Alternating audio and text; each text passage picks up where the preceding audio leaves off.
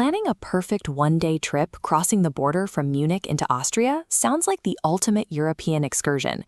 You trade the vastness of Munich for a highly concentrated, historic skyline built around a river and anchored by a hilltop fortress. At just an hour and a half away, it looks like an effortless commute. But travelers routinely miscalculate the logistical friction of this specific trip. This chart shows the math of a day trip, plotting a 14-hour window. Right away, you forfeit 3.5 hours in transit. Add baseline stops to eat, and your capacity shrinks to a strict 5 hours of active sightseeing. That small window removes your ability to figure things out on the fly. You must decide your exact strategy before leaving your hotel. You are forced to choose between prioritizing the sheer volume of museums you can see or prioritizing your personal comfort and flexibility. Without a deliberate plan, you will burn your only 5 hours, navigating train platforms, waiting in ticket queues, and stressing over parking meters. The first logistical hurdle is the commute itself. The default choice is the regional train, using a Bayern Ticket, which costs between 27 and 37 euros, depending on how many people you travel with. That ticket covers regional trains for the whole day, taking about an hour and 45 minutes each way. But to get the value out of that ticket and maximize your daylight hours, you must adhere to a strict early morning departure.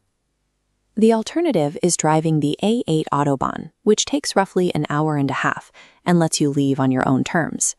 The trade-off for that freedom is navigating the notoriously difficult parking around Old Town Salzburg, plus the legal requirement to buy an Austrian toll sticker. This matrix maps the specific trade-offs. The regional train anchors the bottom left, saving budget but tying you to a timetable. Driving spikes to the top right, gaining point-to-point freedom but costing a premium in cash and navigational stress. Your transit choice forces the rhythm of your entire trip. You either accept a rigid schedule to save money or pay out of pocket to buy back your flexibility. Once you step foot in the city, you face the second major optimization tool, the Salzburg Card. For about 30 euros, this pass provides unlimited transit and fast-track entry and free admission to major sites for 24 hours. This scorecard reveals how the math works out. Taking the funicular up to the fortress covers a massive portion of the cost. Adding Mozart's home pushes your value right up against the 30 euro line. A third location officially pushes you into pure savings. That initial fortress visit anchors the trick. It is one of Europe's largest medieval castles and provides the best vantage point over the valley. Stepping inside the composer's birthplace grounds you in the specific cultural history the city leans on. But the card introduces a psychological pressure. Because you know the math requires 3 or more stops, you are naturally incentivized to rush from site to site just to validate the purchase. The unlimited transit perk rarely pays off either. The historic center is incredibly dense, meaning you will likely walk everywhere regardless. In fact, some of the best locations, like the expansive Mirabell Gardens, have no gates and require 0 tickets. The Salzburg Card is highly effective, but it is a binding commitment to a high-volume, fast-paced itinerary. To avoid fighting against your own schedule, you have to match your logistical tools to the pace you actually want. This decision tree maps the final call down to one binary choice. Are you here to maximize sights or relax and vibe? Travelers who want to absorb everything need the optimizer blueprint. You lock in the early train via the Bayern Ticket, and you purchase the digital Salzburg Card on your phone before you even cross the border.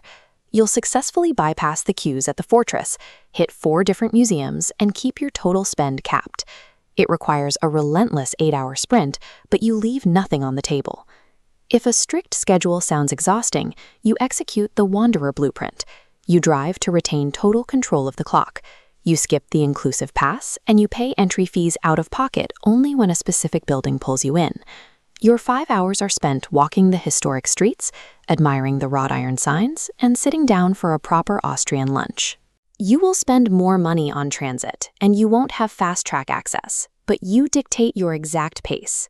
You have the time to sit inside free spaces, like the massive Salzburg Cathedral, without feeling the need to run to the next checkpoint.